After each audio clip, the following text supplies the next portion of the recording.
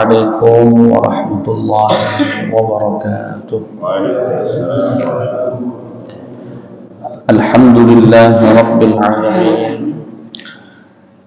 Wassalatu wassalamu ala sayyidina wa maulana Muhammadin sallallahu alaihi wasallam wa ala alihi wa sahbihi ajma'in, amma ba'd.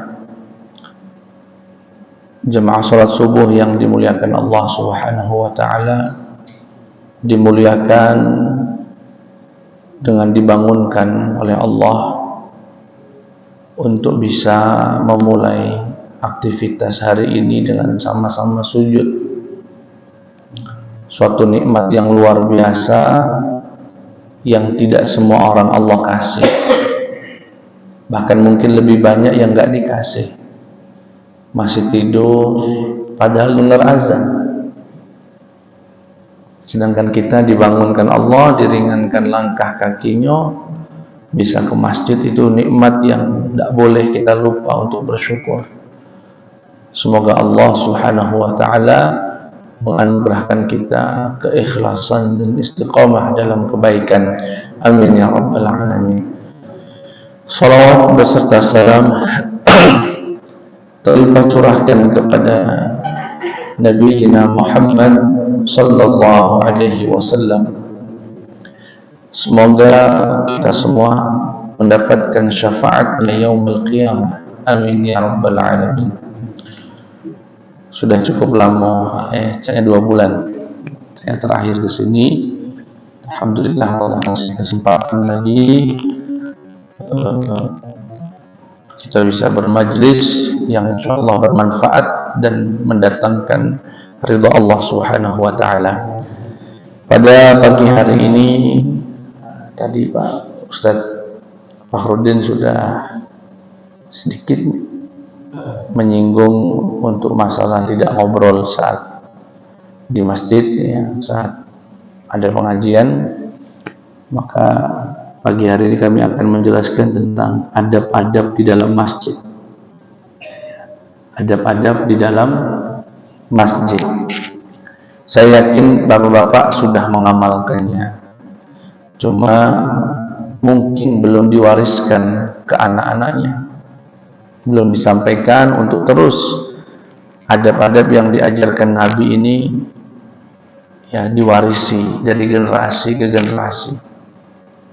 Namun sebelum kami sebutkan apa saja adab-adabnya, dan wallahu a'lam apakah akan cukup waktunya karena banyak, kami awali dulu dengan definisi masjid, Pak.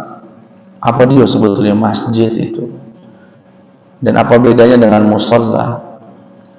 Kalau yang berkembang di masyarakat, kan masjid itu adalah bangunan rumah Allah yang dipakai sholat Jumat. Kalau musholla yang tidak dipakai sholat Jumat. Definisi itu sebetulnya kurang pas, kurang tepat. Lalu masjid itu apa, Ustaz? Disebut masjid itu minimal memenuhi 2 syarat. Satu syarat saja tidak terpenuhi, maka tidak disebut masjid walaupun masyarakat menyebutnya masjid, tapi tidak memiliki hukum sebagai masjid. Apa 2 syarat itu, Ustaz? Yang pertama, tanahnya wakaf. Kalau tanahnya tidak wakaf, bukan wakaf, maka dia tidak disebut masjid walaupun punya pelang masjid. Nah, kalau bukan masjid berarti apa konsekuensinya, Ustaz? Nah, ini yang perlu kami sampaikan. Misal saya kasih contoh dulu.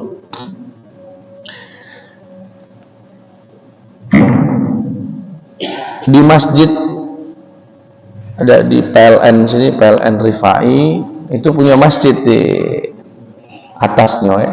Kami rutin ngisi di situ tiap Senin. Pusri punya masjid, Komperta, ya, Pertamina juga punya masjid. Itu tanahnya wakaf nggak itu, Pak? saya sudah konfirmasi tanahnya bukan wakaf, tanahnya masih milik Pusri atas nama Pusri, maka itu bukan masjid, walaupun orang menyebutnya masjid. Nah, konsekuensinya apa dia, Ustaz? Kalau dia bukan masjid, ya kalau masuk masjid itu tidak ada sholat tahiyatul masjid. Kalau begitu i'tikaf di masjid itu tidak sah, karena syarat i'tikaf itu harus di masjid. Nah, ini begitu saya sampaikan waktu itu, kaget mereka. Aduh Ustaz, aku lah 5 tahunan di sini jadi pegawai, tiap masuk masjid ini aku sholat tahiyatul masjid, Ustaz. Ya bagus, semangatnya bagus, tapi semangatnya harus tunduk dengan ilmu. Ilmu mengatakan ini bukan masjid, karena tanahnya bukan wakaf. Kenapa Ustaz harus wakaf? Ya, pertama, selain memang ayat di dalam Al-Qur'annya mengisyaratkan itu, wa annal masajida lillahi fala tad'u ma'allahi ahada. Begini Pak, kenapa tanah masjid itu harus wakaf? Demi menjaga marwah, menjaga kemuliaan masjid. Maksudnya Ustaz, misal andai kata, dan semoga tidak terjadi, Pusri misalnya mengalami kebangkrutan, pailit misal, punya tanggungan hutang ratusan miliar atau bahkan mungkin triliun, kelasnya Pusri, tidak ada yang bisa untuk dipakai membayar kecuali aset kompleknya itu. Kira-kira masjid dijual nggak itu Pak? Tanah masjid itu akan dihitung nggak sebagai aset? Berarti rumah Allah digadai ke kembang itu Pak. Hilang marwah rumah Allah kok jadi bayar utang untuk bayar. Itulah mengapa disyaratkan masjid itu tanahnya wakaf, biar tidak bisa diperjualbelikan, biar nggak bisa digadaikan, biar nggak bisa dijadi alat untuk bayar hutang. Dan ini perlu sebetulnya disampaikan, karena setahu kami, ya informasi yang kami dengar, seperti Pusri itu membuka program 10 hari i'tikaf. Nah, itu tidak sah i'tikafnya. Syarat yang kedua disebut masjid itu bangunannya memang dibangun untuk sholat dan untuk ibadah. Kalau tidak dibangun untuk itu, maka tidak. Misal ada pondok pesantren, tanahnya wakaf, karena sementara waktu belum punya masjid, jadi menjadikan ruang kelasnya sebagai masjid. Ya. Maka sama, santri-santrinya tidak boleh, tidak sah melakukan sholat tahiyatul masjid. Kenapa? Meski tanahnya wakaf, tapi bangunannya bukan untuk sholat, melainkan untuk ruang kelas yang difungsikan untuk sholat sementara waktu. Di sini ada di kantor keuangan, kantor pajak ya, sebelah dari kantor gubernur itu di lantai 3-nya dikosongkan besar, ditulis pelang Masjid Amanah, ada pelang Masjid Amanah. Kutanya sama pengurus, kalau kepala kanwilnya, kepala kantornya mengeluarkan kebijakan, tolong ruang atas yang sekarang dipakai untuk masjid itu kita pindah ke bawah, itu pakai untuk ruang rapat, masjid pindah lantai 1, bisa nggak Pak pengurus? Ya bisa Pak Ustaz. Nah, itulah mengapa masjid itu bangunannya harus khusus, nggak bisa di. Loh Pak Ustaz, kalau begitu sholat Jumat yang kami lakukan di kantor itu nggak sah dong? Oh, tetap sah. Karena sholat Jumat itu tidak disyaratkan di masjid. Di halaman bola juga boleh, asalkan suci, bersih. Bisa, cuma tahiyatul masjid, kemudian i'tikaf, dan adab-adab yang akan kami sampaikan nanti, itu diberlakukan di masjid yang memenuhi 2 syarat. Tanahnya wakaf, bangunannya memang dibangun untuk sholat. Kira-kira jelas Pak? Ya. Ini penting, ini ilmu, karena banyak orang, terutama karyawan, mungkin tidak sempat ngaji, masuk masjid, sholat tahiyatul masjid sampai 10 tahun, padahal itu tidak sah. Ya. Baik.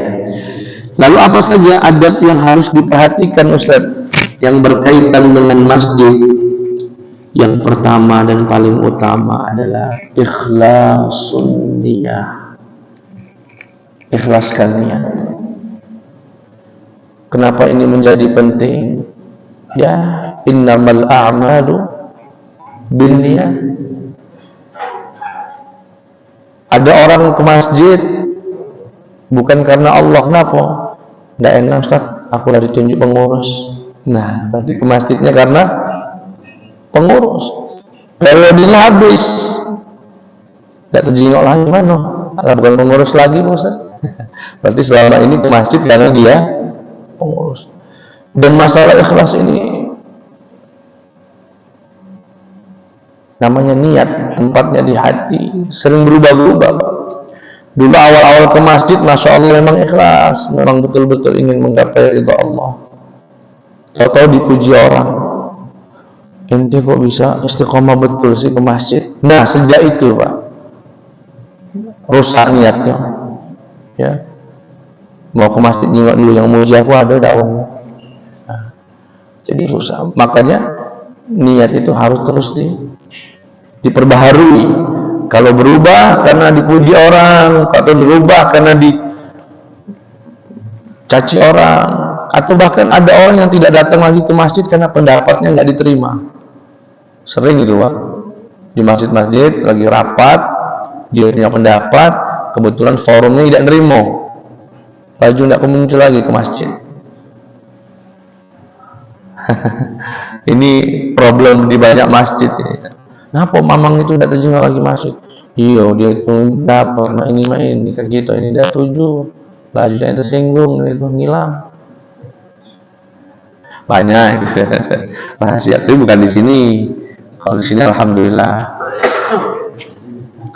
Kalau di sini banyak. Nah, aman insyaallah. Adab yang kedua, as-sa'yu ilal masajid bi sakinatin wa waqar. Adabnya ke masjid itu berjalan dengan ketenangan dan kewibawaan. Ketenangan dengan enggak buru-buru. Kata Rasulullah, "Idza sami'tumul iqamata famshu ila sholati wa 'alaikumus sakinatu wal waqar wa la tusri'u wa la tasta'jilu fama adraktum fasallu wa ma fatakum fa'timmu." Atau kama qala alaihi salatu wassalam. Jika kalian mendengar iqamah salat, berangkatlah ke masjid dengan penuh ketenangan dan kewibawaan. Jangan buru-buru. Apa yang kalian dapat dari imam, alhamdulillah. Yang ketinggalan, tinggal disempurnakan. Biasanya yang sering terjadi di masyarakat itu, kalau dia lah sampai depan pintu, imamnya ruku, Allahu Akbar, nah lari dia dari pintu itu, biar dapat rakaat bersama. Allahu Akbar, Allah nafasnya mengas. Padahal Nabi sudah ngasih ketenangan. Apa yang kamu dapat dari imam, alhamdulillah. Nggak dapat, ya tinggal disempurnakan. Makanya Pak, salah satu yang membuat tenang jamaah itu, yang telah baca itu tadi, dibolehkan seorang imam menunda rukunya, maksudnya memperlama rukunya. Jika dia ruku, dia merasa mendengar kedatangan orang, buka pintu, boleh dia agak lama nunggu si jamaah itu dia dapat ruku, boleh, dianjurkan ya. Tapi kalau lagi masih parkir mobil, nggak usah ditunggu, apa mau marah lagi. Itu yang dimaksud berangkat ke masjid dengan penuh ketenangan. dan penuh kewibawaan. Apa maksud Nabi itu kalau ke masjid dengan wibawa itu? Apa dia maksud wibawa itu, Ustaz? Wibawa itu, Ustaz, Pak, salah satu maknanya tidak celingak-celinguk. Tahu celingak-celinguk, Pak? Itu bahasa Inggris. Kalau sini belum belajar bahasa Inggris. Tengok kanan, tengok kiri. Itu tidak baik. Ke masjid misalnya, baru keluar pintu rumah, lanjut rumah tetangga. Wih, lah masang kanopi pula rumah ini. Nah, lah masang kanopi. Dia melangkah 4 rumah berikutnya. Wih, lah beli mobil Pajero pula. Dijengoknya kalau Pak sepanjang jalan itu. Begitu sholat, Allahu Akbar. Mamang itu beli Pajero, kredit kontan gitu. Yang dia lihat sepanjang jalan itu, Pak, dan dia pikirkan akan hadir di dalam sholat dia. Itulah Nabi mengatakan jalan ke masjid itu nggak boleh celingak-celinguk. Mantep, baik. Dan dalam kitab Syama'il, mungkin di sini sudah dikaji kitab Syama'il. Nabi itu kalau jalan seperti orang yang turun dari tangga. Saya kasih contohnya kurang lebih ini berdasarkan deskripsi ya, gambaran Nabi Muhammad SAW itu kalau jalan begini, Pak. Agak bagian dada ini agak sedikit ke depan. Nabi itu kalau jalan begini.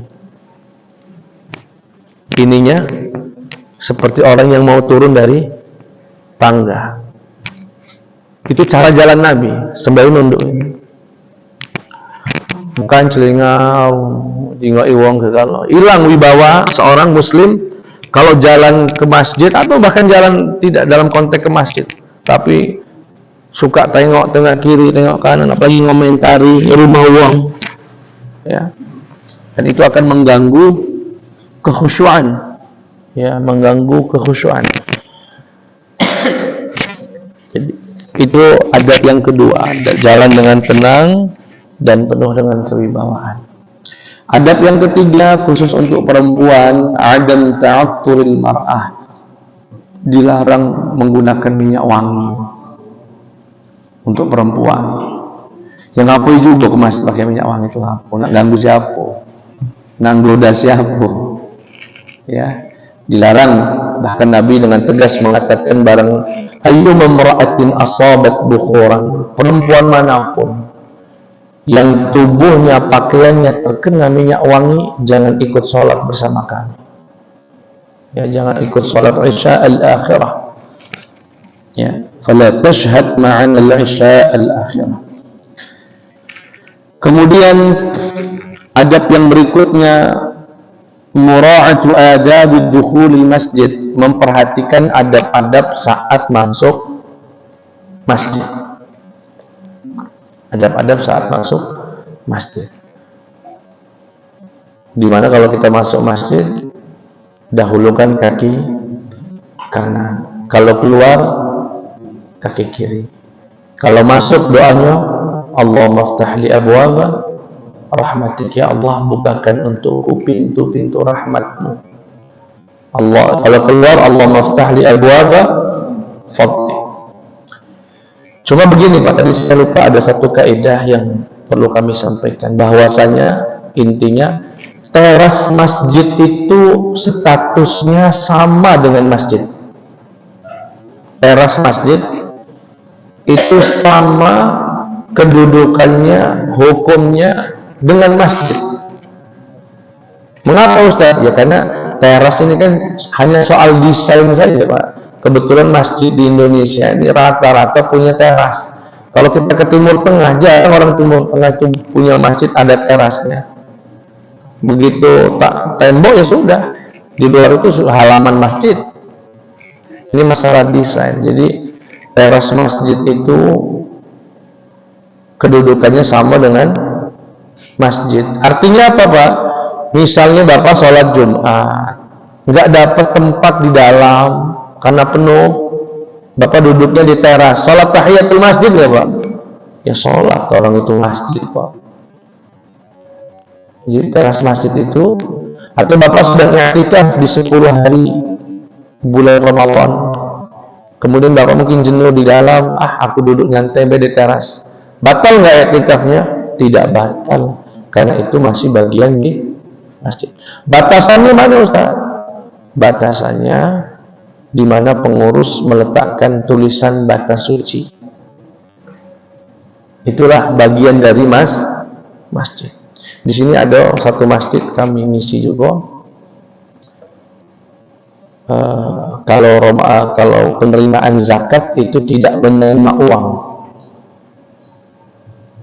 Ya, pengennya beras saja, bukan menolak pendapat yang membolehkan uang, tetapi karena nggak repot, karena kadang-kadang masyarakat ini kalau ada yang diinjuk beras, ada yang diinjuk uang, protes, lah jadi masalah. Sudahlah diseragam ke bawah masjid membagikan beras. Nah, tapi kan namanya jamaah, ada yang datang bawa uang, akhirnya pengurus itu mensiasati dengan cara menjual beras. Jadi yang datang pakai uang suruh beli beras dulu, kaget disetor kepada panitia. Nah, jual beli berasnya ini tahun lalu dijualnya di teras masjid. Dikira itu sudah bukan bagian dari masjid. Kami katakan haram. Sebagian ulama mengatakan haram jual beli di masjid, dan teras masjid itu masjid. Ya, al-harimu lahu hukmu ma huwa harimun lahu, begitu kaidah fikihnya. Jadi nggak boleh ya. Jadi gimana Ustaz? Ya, jual belinya di halaman deh, di luar dari tulisan batas suci. Nah, apa kaitannya dengan adab masuk masjid? Berarti Pak, kaki kanan itu bukan di pintu ini, terhitung sejak masuk teras masjid. Begitu Bapak memperhatikan kaki kanan itu dan keluar kaki kiri itu saat masuk teras masjid. Ya, dan untuk hati-hati juga masuk saat pintu masjid. Nah, yang sering saya perhatikan ada beberapa jamaah itu kalau masuk masjid, mungkin saya kasih gerakan contohnya. Ini andaikan tangga pertama Pak ya, ada tangga pertama, orang itu ada yang masuk masjidnya begini Pak, ngelepas sandal agar nanti kalau dia keluar, dia niatnya itu mungkin tujuannya ketika dia keluar, posisi sandal itu sudah posisi siap pakai. Tapi tahukah kita dengan cara begitu dia masuk dengan punggungnya ke rumah Allah Subhanahu wa taala, dan jelas itu tidak beradab. Ya. Jadi tidak usahlah sampai muter-muter balik. Kaget tinggal muter kemari dengan tangan. Simpel istilahnya. Dan ini saya lihat banyak itu yang tidak hanya di Palembang, di Lampung pun saya lihat ada. Akhirnya dia enggak dapat sunnah masuk masjid dengan kaki kanan, justru malah memberikan punggungnya, ya, tidak pas. Baru kemudian sholat tahiyatul masjid, di sunnahnya masuk kaki kanan, baca doa, kemudian sholat tahiyatul masjid. Yang kelima, nah ini yang tadi disebut Pak Farudin, ta'zimul masjid. Seseorang muslim harus sadar betul ini Pak, dengan segala bentuknya adalah rumah Allah Subhanahu wa taala, sehingga wajib dimuliakan. Maksud wajib dimuliakan itu apa Ustaz? Ya kalau ngomong suaranya jangan keras-keras, atau manggil orang mungkin dia ada di pintu, ini masjid Pak, bukan pasar 16. Panggil teriak uang di sana, sini. Atau ngobrol membahas sepak bola di masjid. Aduh baik, itu bujang-bujang itu kan ngobrol. Wih, dari malam seru nih Liverpool sama ini. Tidak pas, karena ini adalah rumah Allah Subhanahu wa taala. Atau ada orang berebah, kakinya diselonjorkan ke arah kiblat, yang nguap sampai terdengar ruang. Nah, itu karena hatinya ghaflah, hatinya lalai, dia lupa kalau ini adalah rumah Allah. Wa may yu'azzim sya'airallah fa innaha min taqwal qulub.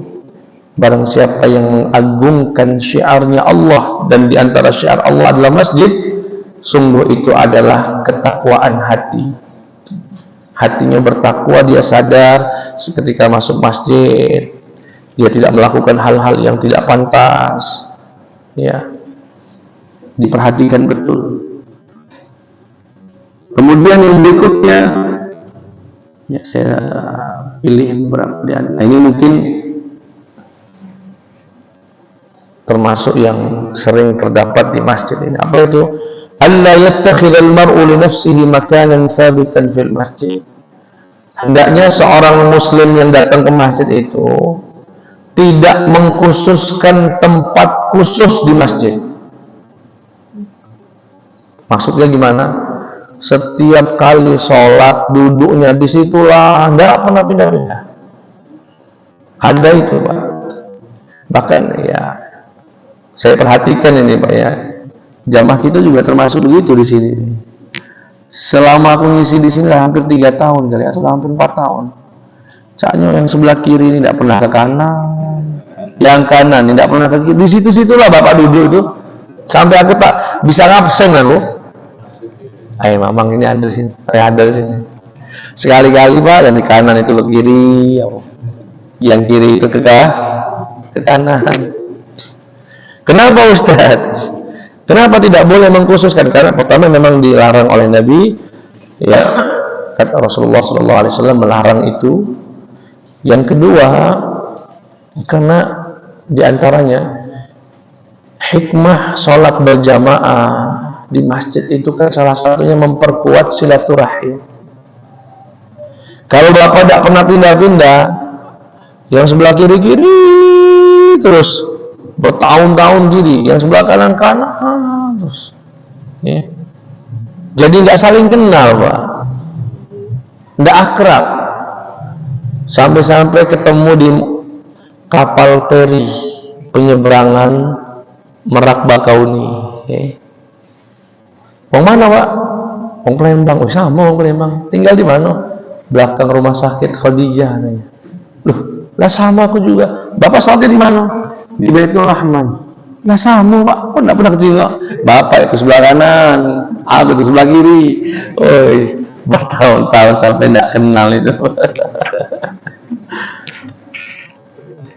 Ya, jadi tidak saling kenal. Itulah Nabi itu melarang. Yang kedua yang disebutkan kalau dalam kitab ini disebutkan agar tidak menyebabkan dia menjadi orang yang terkenal, Pak. Maksudnya terkenal yang nggak baik itu gimana maksudnya? Gini, ditanya, kenal Pak Herman nggak jamaah kita? Yang mana om ya? Itu nah yang kalau sholat di bawah kipas tuh nah. Sampai di Cireni wong tuh, Pak, yang sholatnya di bawah KTO bisa ngambil itu. Nah ini nggak boleh. Laju orang membuat jamaah yang lain merasa nggak enak mau ngambil posisi itu. Serasa itu milik dia. Jangan Pak Herman datang di situ dia sholat tuh. Nah, itu yang tidak dibolehkan Nabi Muhammad Sallallahu Alaihi Wasallam. Ya, jadi ya sekali-kali Pak ya bergeser dikit. Semoga bulan depan termasuk pengajian juga Pak. Bulan depan aku yang sini situ dikit. Tapi jangan juga lagi pas pindah di Kolake. Pindah aja di sini terus kan ya. Nah, insyaallah agar kita bisa saling kenal. An yatahawwala min majlisi ila ghairihi idza nam. Disunnahkan untuk pindah tempat duduk kalau ngantuk. Nah, Nabi menganjurkan sahabat kalau sudah agak ngantuk suruh pindah tempat duduknya, geser. Itu juga bagian dari adab. Yang berikutnya adab masjid, mungkin yang terakhir saya bagi dua karena banyak ya. Al-muhafazatu ala nadhafatil masjid, menjaga kebersihan masjid. menjaga kebersihan masjid. Ya, mohon maaf, tidak sedikit, apalagi masjid-masjid pinggir jalan yang masjidnya bagus, ambalnya bagus, begitu masuk kamar mandi, pacak jadi obat mules. Tahu obat mules, Pak? Uang kebelet ya. Begitu masuk kamar mandi masjid itu, saking kotornya, lalu hilang. Tidak jadi aku lah. Hilang, pacak jadi obat. Nah itu enggak ada, Pak. Sebagian masjid itu bau pesing, gantungan enggak ada. Akhirnya ketika masuk kamar mandi mungkin dia tidak lihat, begitu mau lepas celana nggak ada gantungan, akhirnya gagang pintu jadi gantungan. Iya, tidak ramah, masjid tidak ramah dengan jamaahnya. Yang saya takut ya atau khawatirkan, terutama yang di pinggir-pinggir jalan itu, orang-orang non muslim itu sering mampir juga itu, Pak. Ya kalau mereka kebelat, tidak ada SPBU, ya ini mampir ke masjid sekedar untuk numpang kamar, begitu masuk kamar mandi kotor, bau. Apalah kira-kira pikiran mereka tentang kita ini umat Islam? Kotor, jorok, bau ya. Nah ini saya kira kalau masjid kita ini termasuk yang insya Allah bagus. Bang Raya itu juga termasuk yang sangat nyaman, kamar mandinya bersih, gantungannya ada, bagus, gantungannya rapi juga, bukan gantungan paku asal kanan kiri, dibeli kan, gantungan itu ada, rapi, jadi orang bisa gunakan. Nah, ini juga bagian dari kebersihan masjid. Kita harus menjaga. Dan saat acara-acara besar biasanya itu yang suka kita lupa, acara maulid tapi meninggalkan sampah. Nah, itu nggak pas juga. Ya, gelas-gelas kemasan, tisu di kanan. Itu jadi perhatian kita agar ya bisa diperhatikan masjid-masjid itu. Bahkan sebetulnya masjid itu harus menjadi contoh ya untuk tempat-tempat yang lain. Saya kira itu dulu jamaah sekalian. Insyaallah dalam kesempatan berikutnya kita akan melengkapi terkait adab-adab yang berkaitan dengan masjid. Sampai di sini ada yang ingin ditanyakan, dipersilakan. Syuruknya jam berapa ya? Mas ya, tinggal nunggu ini ya.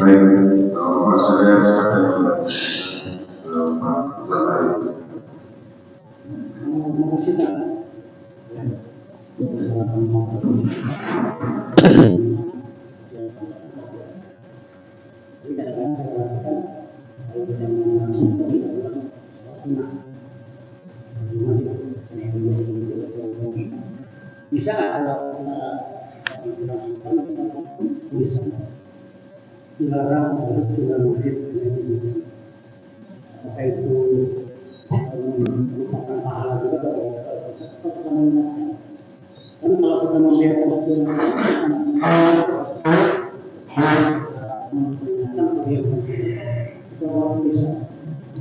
dan kedua, saya pernah dengar ada sahabat Rasul Sallallahu Alaihi Wasallam. Dia jauh tinggalnya dari kita. Dia sholatnya satu tempat terus.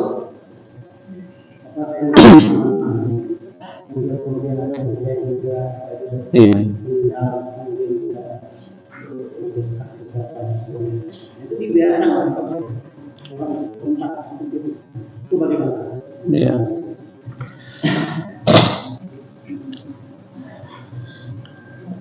Oke.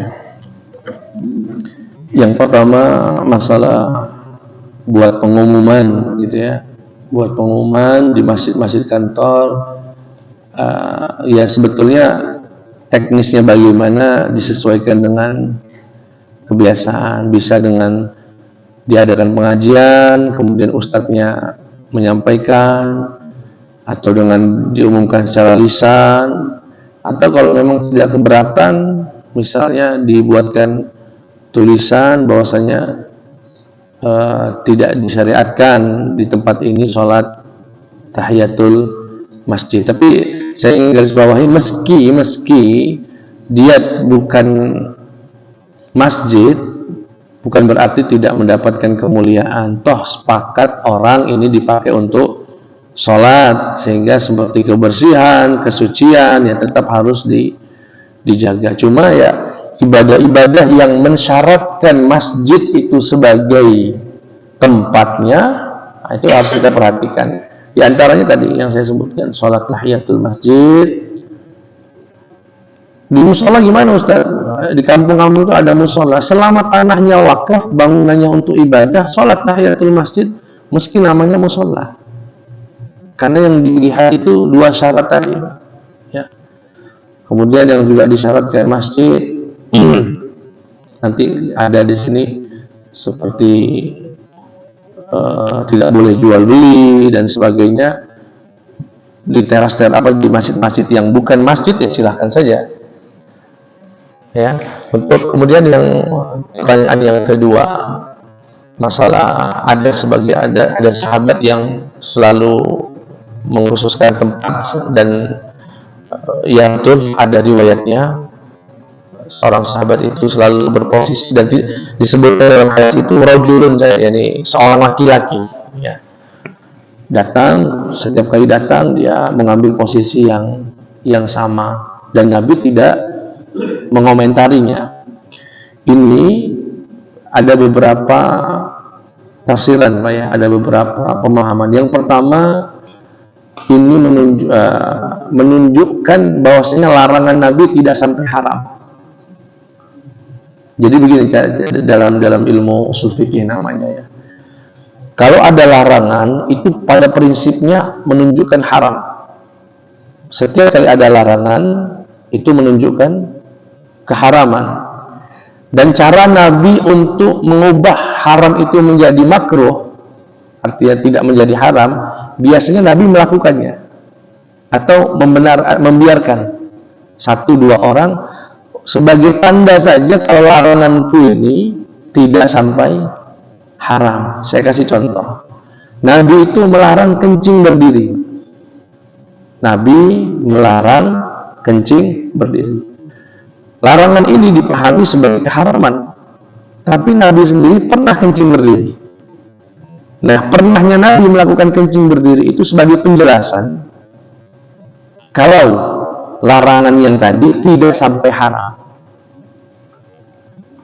Jadi, Nabi itu melakukan untuk menurunkan tensi atau tingkatan daripada keharaman. Contoh berikutnya misal Nabi SAW itu melarang kita buang hajat dengan menghadap kiblat. Kata Nabi, "Idza ata ahadukumul ghaid," ya, atau khala bi ghaitin aw bi baulin fala tastaqbil qiblat aw la tastadbiruha.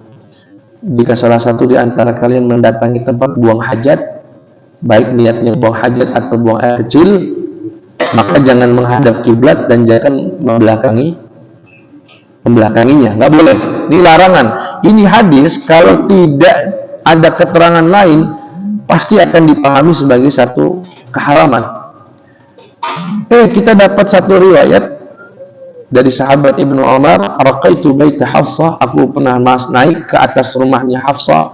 Hafsah itu kakaknya dari Ibnu Umar, anaknya dari Sayyidina Umar bin Khattab dan istrinya Rasulullah.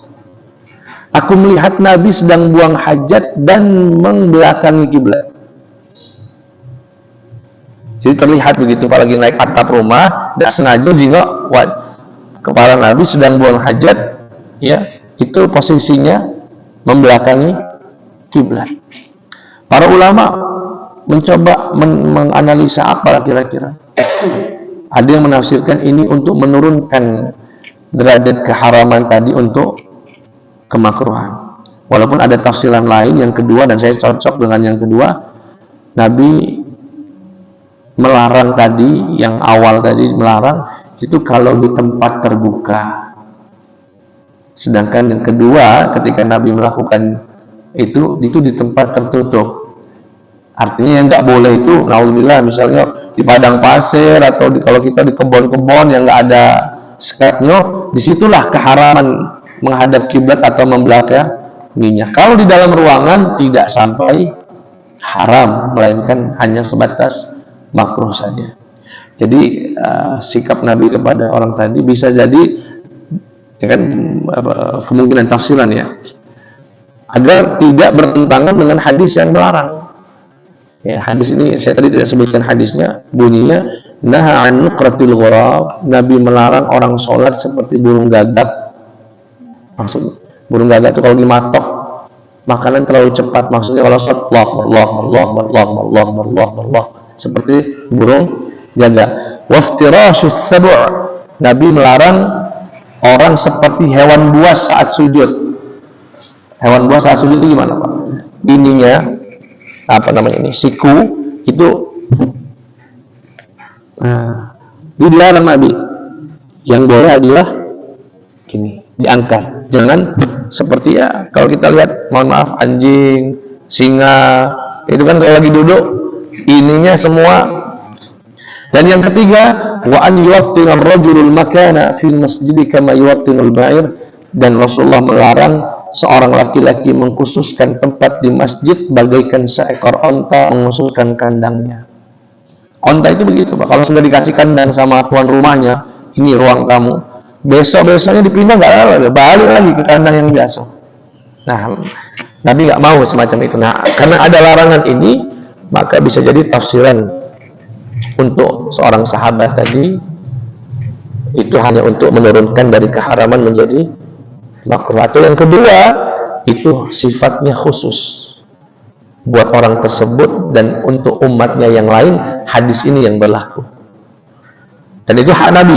Nabi seringkali mengkhususkan sahabat, ya, mengkhususkan sahabat. Orang ini punya kekhususan, nggak berlaku dengan yang lain. Misal, mohon maaf ya, menyusui saat sudah dewasa. Kita tahu, Pak, kalau kita misalkan menyusui ASI seorang perempuan sampai 5 tegukan yang mengenyangkan, maka ibu itu dan anak-anaknya menjadi saudara sesusuan saya.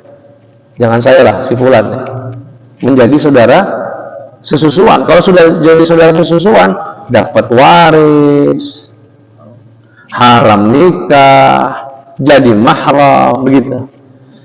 Tapi syaratnya ada, disusui sebelum 2 tahun. Artinya saat minum ASI itu dia masih kalau latu wocak kita ini, mohon maaf Pak ya, yang minum ASI istrinya dewek misalnya, dia nggak pengaruh lagi latu. Bukan jadi kemudian istri jadi saudara sesusuan. Misalnya, Pak ya. Tetapi ada sahabat yang dibegitukan oleh Nabi, ya, Ummu Salamah. Jadi ada seorang sahabat ya, dia ini punya teman dari kecil, dekat, betul, dekat sekali. Kemudian nikahlah Ummu Salamah dengan seorang laki-laki. Nah, karena sudah nikah, yang temennya ini, karena teman dari kecil, sering ngobrol, suaminya ini nggak nyaman. Lah istri aku, mintalah solusi, mak mana lah Rasulullah, aku udah enak juga sama suami aku ini. Kata Nabi, susui saja. Tapi jangan dibayangkan dia suruh susu, dituangkan ke gelas, maksudnya bisa diminum. Loh, apakah itu berdampak pada persaudaraan sehingga menjadi mahram, jadi radha'ah namanya? Kata para ulama, itu khusus buat dia, nggak berlaku buat umat yang lain. Nah, ini yang sifatnya pengkhususan. Tetapi tidak juga, Pak, ada ulama yang memahami tidak pengkhususan. Makanya sebagian bukan mazhab ya, yang saya tahu itu pendapat Imam Ibnu Taimiyah, itu masih memberlakukan susu yang sudah, ya, orang yang minum susu itu sudah masih berlaku. Dan itu bisa jadi solusi. Memang sebagian, saya punya teman orang Libya, dulu satu kamar sama saya, dia punya pembantu di rumah itu, begitu ya, pembantu sejak dia bayi. sampai orang tuanya meninggal, tinggal di rumah tersebut. Kan bukan mahramnya, Pak. Mau diusir, ya sudah nggak ada tempat tinggal, sudah nggak ada keluarga. Dan mereka sudah menganggap itu sebagai seorang, udah kayak emaknya lah, udah seperti ibunya. Tetapi kan tetap hukum Islamnya dia bukan mahram. Kalau bukan mahram apa? Berarti nggak boleh dia buka kerudung di dalam rumah itu, dan nggak boleh tinggal serumah. Kalau istrinya lagi keluar, ya harus ikut keluar juga, dan macam-macam. Bingung. Akhirnya apa? Dia kebetulan punya istri, istrinya sedang menyusui anaknya. Kata suaminya, kamu siapkan susu asinya, taruh di gelas, biar mbok kita ini, mbok ya apa ini kalau bahasa kita, pembantu yang sudah minum, biar dia jadi mahram saya. Tapi jangan dipraktikkan, Pak, mulai bikin nakal, jangan. Tetapi ini pendapat dianggap syadz atau menyelisihi mayoritas ulama, sudah nggak boleh.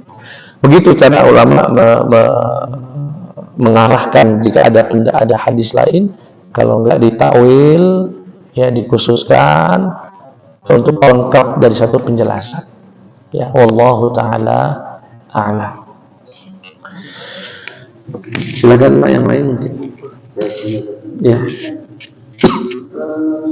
Yang mana? Yang asli tadi? Oh, jangan dong. Yang asli tutup. Ruang tanya ditutup. Silakan. Apa? Ada apa?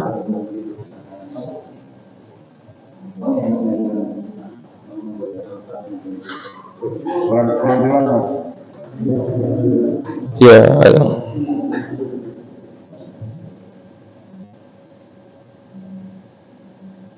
kalau ada jamaah yang melakukan kesalahan fisik, itu nanti dampaknya itu akan pada siapa? Dampaknya ke pengurus atau ke jemaah.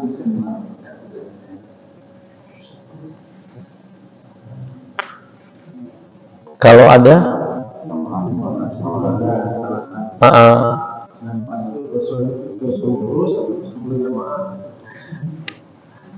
pertama, kalau dia melakukan kesalahan, yang tanggung jawab dia sendiri karena tidak ngaji.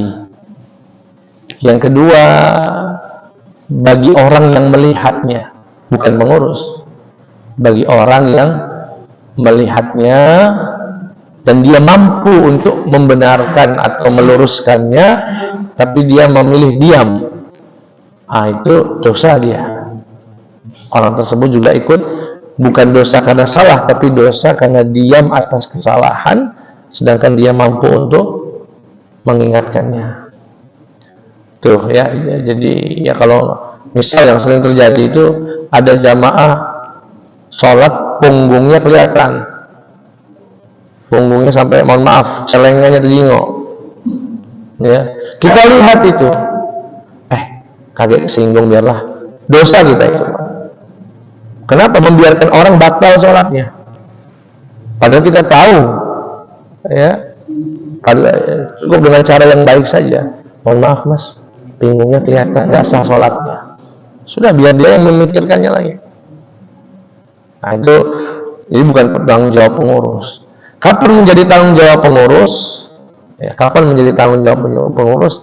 Jika sesuatu itu mestinya diberikan keterangan, dia tidak memberikan keterangan. Misalnya air kamar mandi, ya, sementara ini lagi ada perbaikan, airnya tidak sah untuk wudu, tidak ada pengumuman, pemberitahuan, dipakailah oleh orang untuk wudu. Dosa nggak pengurus, Pak? Dosa pengurus. Ya.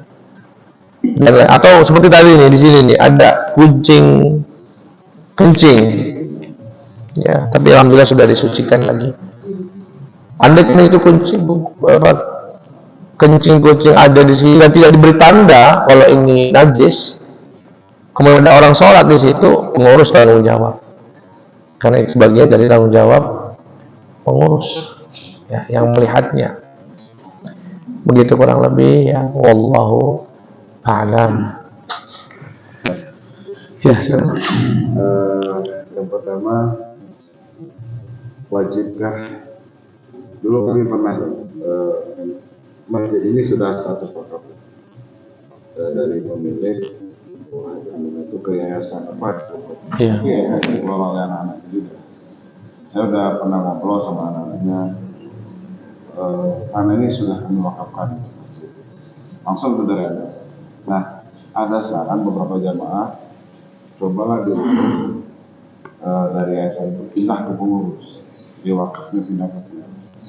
Ada istilahnya. Nah, tapi anak itu ngotot, biarlah Pak, ini sudah kami wakafkan, biarlah tidak usah diubah ke pengurus wakaf. Nah, sampai sekarang anaknya tidak mau. Jadi tetap karena ini satu wakaf, tapi wakaf dulu dari yang punya tanah ke pengurus sebelum yang belum pertama lah. Itu seperti apa? Maka memang wajib atau harus ini wakafnya atas nama pengurus atau siapa yang ditunjuk pengurus? Yang ditunjuk dilakukan komisioner munzir. Oh iya, nazir. Ya, nazir. Nah, itu yang pertama. Yang kedua, ini yang kadang-kadang saya kepikiran terus. Jadi masjid ini kan jamaahnya bukan ojek, gitu, anak-anak segala macam. Nah, mereka sholat zuhur, asar, tapi di masjid ini mereka nyolong handphone, gitu ya, buka, terus buka-buka YouTube. Saya sering mengingatkan itu, tapi ada saran juga. Bukan dibiarkan, tapi maksudnya diusahakan agar mereka jangan berlari, jangan berlari dari masjid. Tapi ini persoalan yang sangat serius loh. Saya kadang-kadang ya mereka sengaja bawa kabel gitu yang cukup masjid, kan fasilitas masjid ini fasilitas wakaf semua, boleh digunakan untuk yang pribadi. Ada Muhammad haram hukum. Nah, bagaimana menilai? Kalau memang saya harus tegas ya tempat saya harus tegas. Dan beberapa kali Pak, adik-adik tolong jangan ngecas handphone di sini. Tolong kalau buka video nonton yang nggak bermanfaat, yang nggak bagus, jangan masih. Nah, yang saya kadang-kadang mereka bukan nggak berlari tapi di teras gitu. Nah, kalau penjelasan antum tadi ya ini di teras pun nggak boleh. Itu dua hal yang kedua ini ya, kadang-kadang memang kita pengen jamaahnya rame, mereka betah. Jadi kalau kita tegas dengan aturan-aturan itu ya solusinya seperti apa? Ya. Yang pertama, tidak harus wakaf itu ke pengurus, ya. Apalagi kalau memang dia sudah menyatakan itu diwakafkan ke yayasan, ya sudah, yayasan itu justru nggak boleh mewakafkan ke pihak lain. Ya, tidak boleh. Jadi mewakafkan tanah wakaf namanya, ya nggak bisa. Sudah, biarlah tapi kalau bisa dipastikan ada suratnya, karena kita nggak menutup pintu-pintu fitnah, ya nanti bakal jadi warisan lagi. Udah ini dibagi-bagi dengan alasan nggak ada surat. Ya, kadang-kadang anak 5, anak 10 beda siko. Ya, yang 6 setuju, yang siko enggak, misalnya jadi panjang. Kita sedang memastikan saja ada nggak bukti kalau tanah ini memang sudah diwakafkan dan tidak harus beralih ke pengurus. Yang kedua, masalah listrik masjid. Nah, ini saran sebagai solusi untuk masjid pengurus, kalau menggalang dana itu jangan selalu menggunakan istilah wakaf, tapi gunakanlah istilah hibah atau sedekah. Kenapa? Agar pengalokasian dana itu bisa fleksibel. Dan ini saran dari Habib Lutfi, ya. Habib Lutfi Pekalongan itu mensarankan bahwa para pengurus masjid jangan selalu menggalang dana dengan nama istilah wakaf, tapi gunakanlah untuk istilah hibah atau sedekah. Mengapa ya? kayak begini snack ini kan ngumpul, mau ada rapat butuh makan misalnya, nggak bisa pakai uang masjid kalau itu uang wakaf.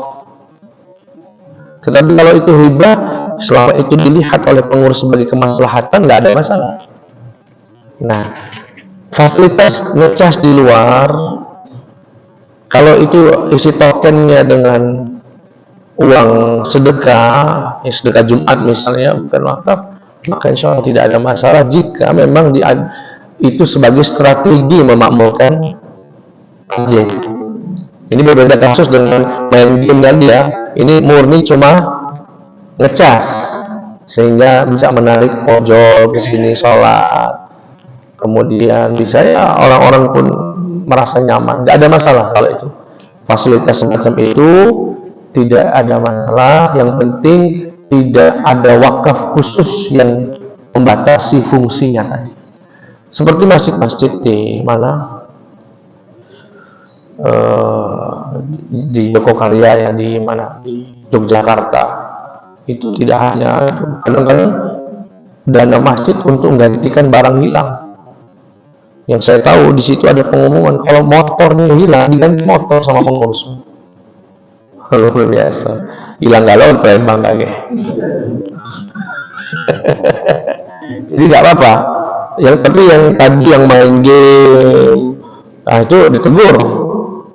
Mas, mohon maaf mas, kalau ngecas silahkan, tapi untuk main-main game nggak boleh, masjid kita hargai itu. Ya, tapi fasilitas seperti tadi tidak ada masalah. Ya. Tidak jauh berbeda dengan orang yang menggunakan air wudhu di dalam masjid. Ya, toh juga kemaslahatannya bila orang menarik untuk datang ke masjid, seperti dia buang hajat, seperti dia buang air kecil, itu nggak apa-apa. Wah, enak masjidnya bersih, buang air kecil di sana, nggak apa-apa. Dan ujungnya untuk ibadah ke sini, memakmurkan. Ya Allah Ta'ala a'lam. Cukup ya? Nggak bisa untuk sholat. Oh iya.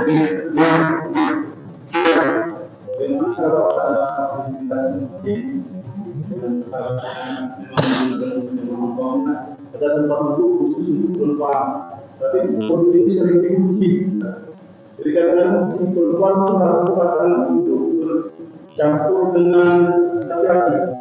Bagaimana caranya?